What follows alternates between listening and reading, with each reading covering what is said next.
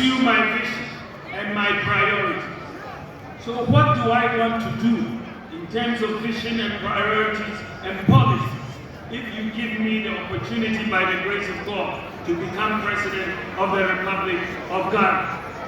Ladies and gentlemen, in this regard, I have been engaged in a lot of consultation and doing a lot of thinking in the last few months about the lessons of the last 7 years, as well as my vision and priority 17 are not the same as will be in 2025. Therefore, my priorities will be different. We have done many good things, and I will be seeking to build upon them. My vision, ladies and gentlemen, is to create a tent big enough to accommodate all our people, to tap into the resourcefulness and talent of our people, irrespective of our different ethnic, political, and religious background, to channel our energies into building the kind of country that assures food self-sufficient, safe, prosperous, and a dignified future for all Ghanaians.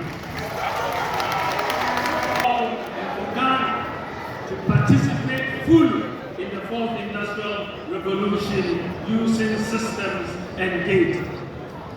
To realize this vision, we must have a mindset of possibility and not impossibility. The challenges we must overcome as a country are too important to let our political differences derail us. There is a critical failure of mindset that manifests at senior high school and primary college have won international robotic competitions against their peers in the US, Germany, and South Korea. We must apply the same mindset of beating the world in robotics, singathons, and cookathons to every sphere of economic activity.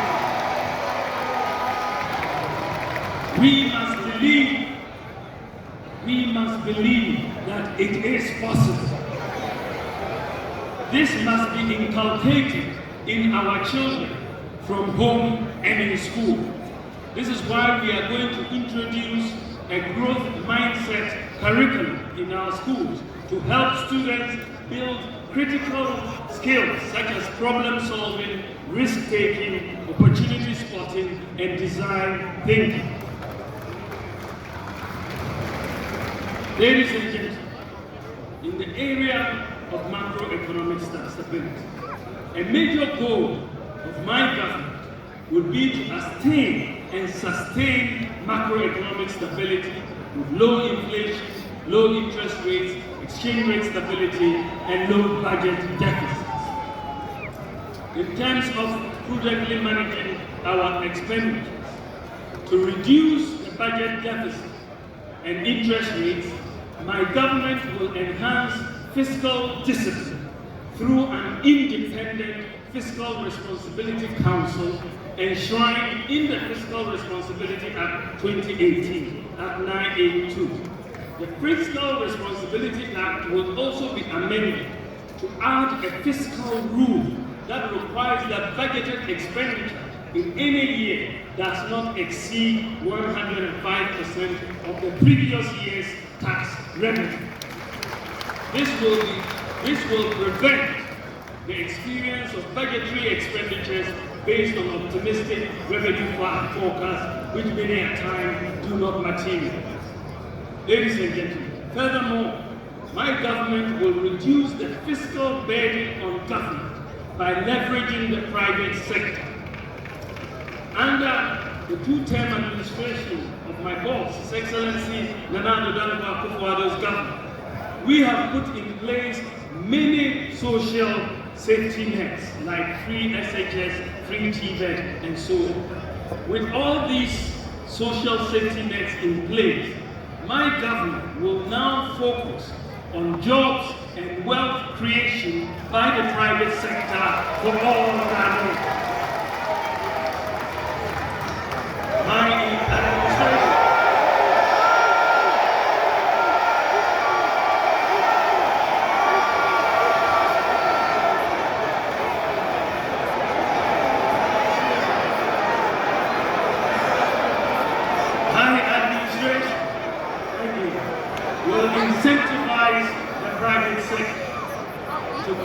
complement government in the provision of many infrastructure and other services to reduce government expenditure and improve maintenance.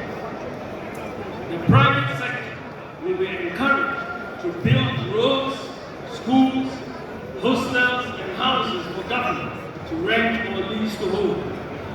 The demand for roads construction is massive, and this has historically placed a huge burden on the budget. I believe that the private sector should finance the construction and maintenance of roads through PPP concession arrangements. Also, the government will move towards leasing rather than purchasing vehicles, printing equipment, and so on.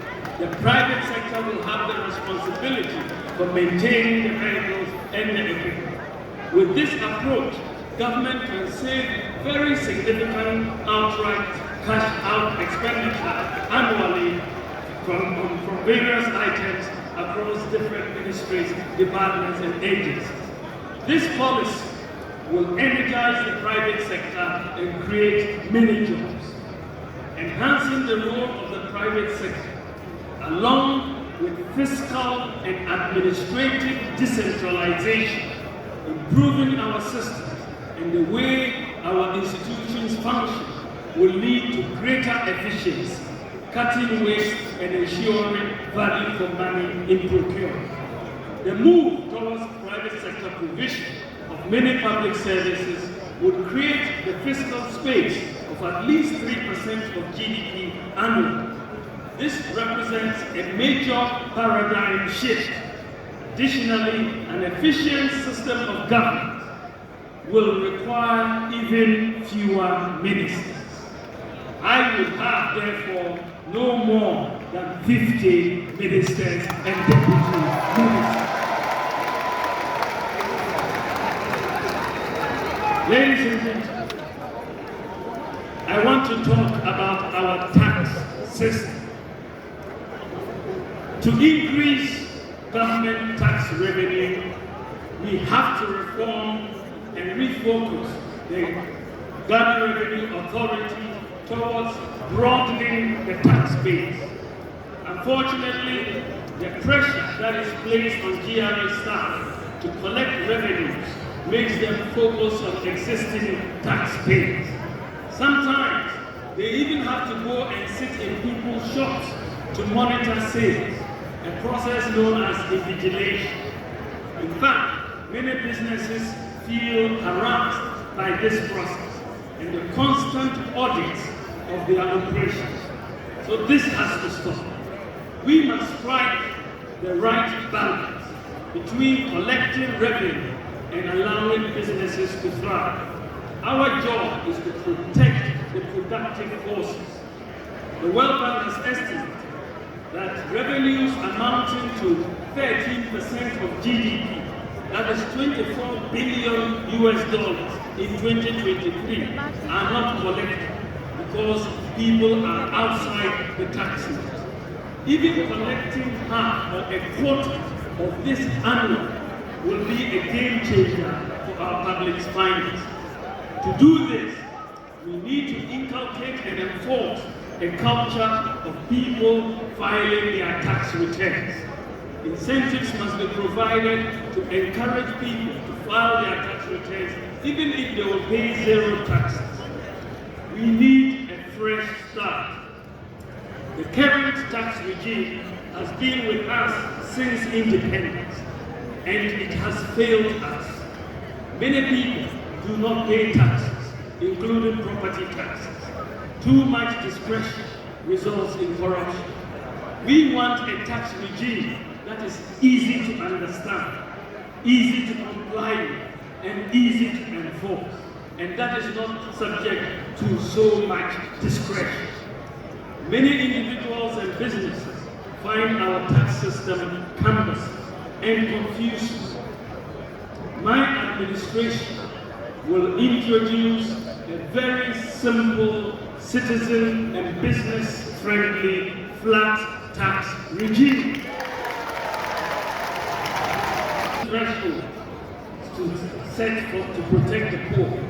With a new flat tax regime, a tax return should be able to be completed in just a few minutes. We will also simplify our complicated corporate tax system and VAT regime. To start a new tax system on a clean slate, my government will provide a tax amnesty, that is a complete exemption from payment of taxes for a specified period and waiving the interest and penalties up to a certain year to individuals and businesses for failures to file taxes in previous years, so that everybody will start afresh